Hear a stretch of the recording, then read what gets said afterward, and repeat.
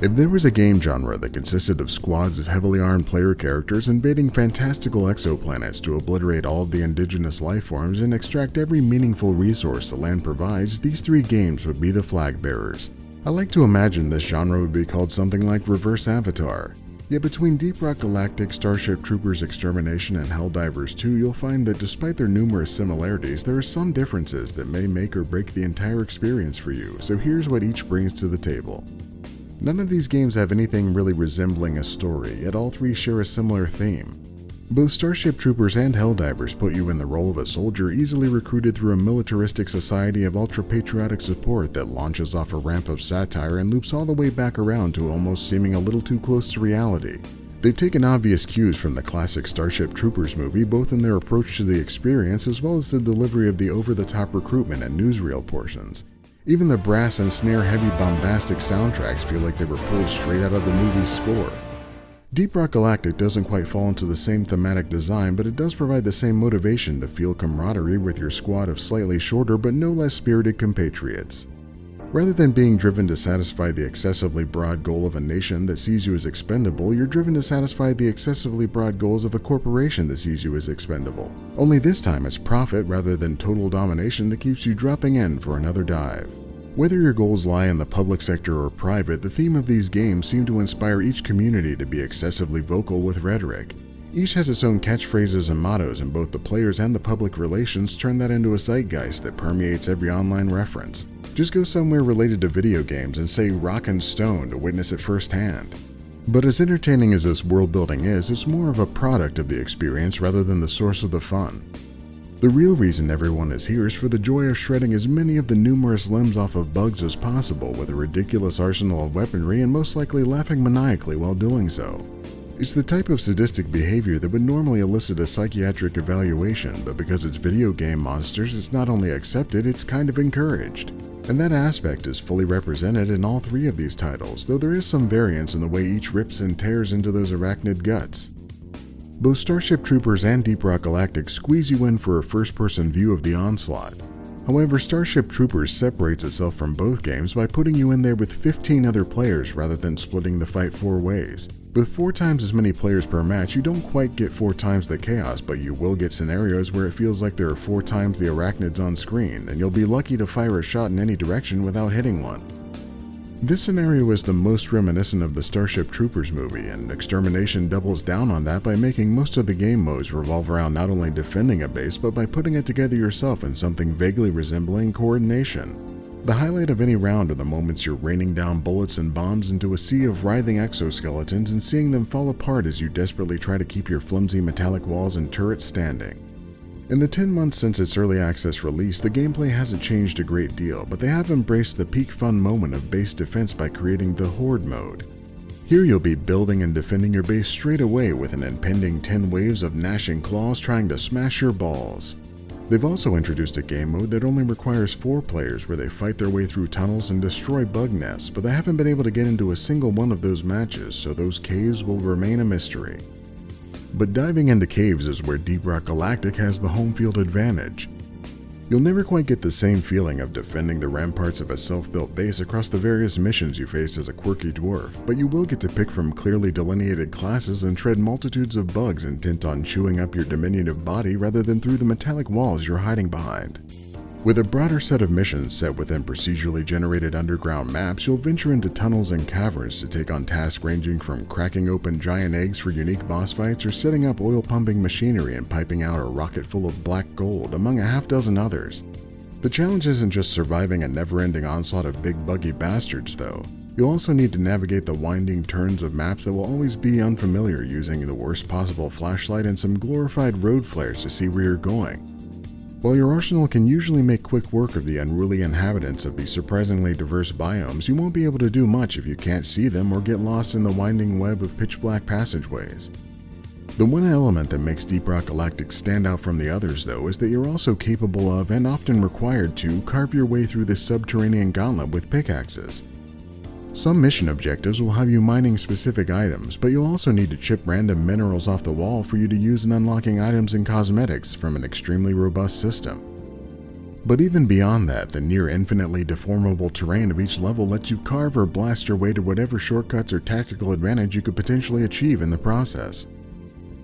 Of course, tactical advantage is the one thing that Helldivers 2 makes you believe you're getting every time you rain down a carefully coordinated orchestration of aerial firepower supremacy and wipe out your entire team in half a second. Among these three games, Helldivers easily gives you the shortest route between the loading screen and initial action. From the bridge of your personal super destroyer, you'll arm yourself with a fairly straightforward set of weapons, armor, and a glorious cape flowing in the perpetual breeze of your vessel. But once you select a mission and pick a drop zone, you can tack on the real meat and potatoes portion of your loadout, the stratagems. This broad collection of falling firearms and fuck shit upification are the most spectacular way that Helldivers differentiates itself from the pack. As you climb up in the difficulty ranks, these go from being an important part of your success to being the only way you'll ever be able to successfully dive into that dropship at the end of a mission. The many powerful weapons, automated turrets, bug-obliterating bombs, and crust-cracking orbital strikes can vaporize the dozens of enemies that come after you, or at least make them manageable enough to get the job done. And all you need to do to access them is stand still in the midst of battle, bust out your custom Pokeball, and do a little finger-based Dance Dance Revolution on your keyboard or controller to summon that mighty force from the sky. You'll even get to use those funky finger-flinging skills on similar random side objectives across the various color palette swapped rocky planets, just like you would in Deep Rock Galactic, and for similarly mediocre rewards. Rewards are, of course, one of the central driving forces that keep us playing games like this over the long term, and each of these games has a slightly different approach to what it does to hold on to their player base. Starship Troopers Extermination isn't a finished game, and while development has continued steadily, its replayability is limited. There is an account-based level progression system right alongside a class-based level system that allows you to unlock new weapons, gear, and access to new game modes as you get more experience, but there's not much else going on. Unless you count this cosmetic system progression that delivers incredible customization with these dramatic color shades to make your armor and visor truly stand out.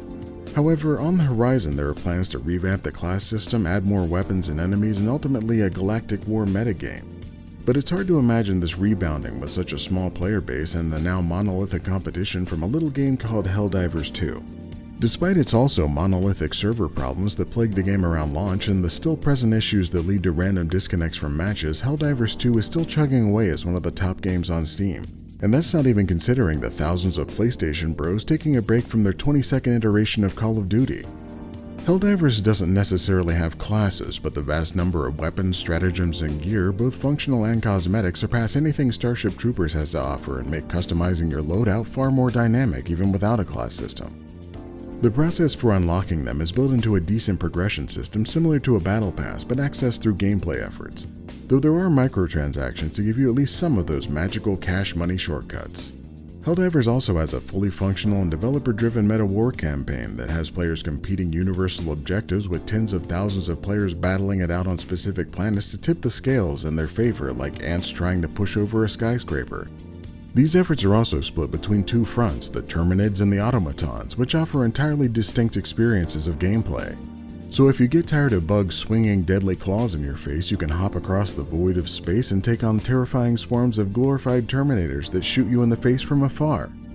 There aren't a lot of descriptive elements as to exactly how all of this works, or really how most of the stratagems stack up against one another as you unlock them, or I suppose even what most of the enemies you face off against are or what they're doing. But an unironically significant part of the fun is slapping things together, diving headfirst into battle, experiencing what happens firsthand, and cheering if it works out at all with some vestige of your team making it back alive. Coming back alive is no less of a victory in Deep Rock Galactic though, and I've made that round trip about 10 times as much as I have in Helldivers 2 so far. With a player base still rock solid after release and even more years after an early access release, it's hard to imagine that changing anytime soon. What Ghost Ship Games has brought to the table is a steady stream of new content, missions, biomes, weapons, enemies, and a metric shitload of cosmetics from day one with not even a suggestion that you need to give them more money. As time has gone on, they too have expanded the interactivity of the experience with minigames that allow you to express yourself through the power of dance with your fingers. They've also brought in robotic enemies that approach you with new tactics and force you to change up yours in response. While there aren't any noteworthy game-wide meta components, they do have numerous events around holidays and anniversaries that add to your steady allotment of rewarding missions. And of these 3 games, Deep Rock is the only one that allows you to play completely offline, which is now a rare and special trait in this modern era of live service everything.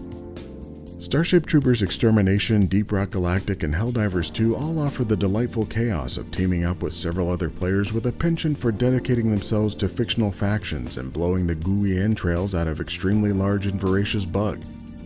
2 of these games have already received a good rating from the totally arbitrary Abbreviated Reviews scoring system, and Helldivers 2 is easily going to cross the finish line to raise a good trophy into the sunlight as well. Yet if you ignore the major sales, technically all 3 of these games retail for $40. You might ask yourself, if I only have $40, which one should I get? Well, since Starship Troopers has a player base so limited that several of the game modes are practically unplayable, it's probably a good idea to skip that one for now. It may slowly be shedding its early access limitations and reaching that full release climax all over our collective faces, but if there are only a couple hundred faces by that point, the server load is the last thing they're going to have to worry about. Between Helldivers and Deep Rock, the comparison is much closer. Neither game lacks players nor the potential of being abandoned in the near future. Both games provide addictive action and a healthy platter filled with crunchy, savory content that can last dozens if not hundreds of hours to keep players entertained. Deep Rock brings a bit more diversity to the table in the variety of biomes and the way they're procedurally generated as well as mission objectives. Helldivers also has some variety in terrain across planets, but it doesn't take long to notice repetition in the specific terrain features, base layout, and overall map design, not to mention the limited verticality. Yet Helldivers does deliver a more visually impressive set of environments with volumetric fog used liberally and sometimes so thick you won't even know the only thing you dropped a 1,000-pound bomb on was a particularly aggressive-looking rock formation. And while Helldivers 2 suffered some of the familiar live service woes at launch and will inevitably become a dead service game like all such games do, the meta features it offers aren't something Deep Rock Galactic can easily do.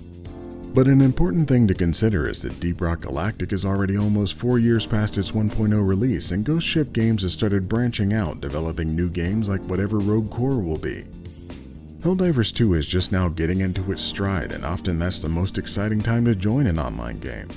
While I think Deep Rock Galactic is the better overall experience and obviously the one you can get on sale for significantly less with a bounty of already available content, I'd have to concede that Helldivers 2 is the best pick for the moment.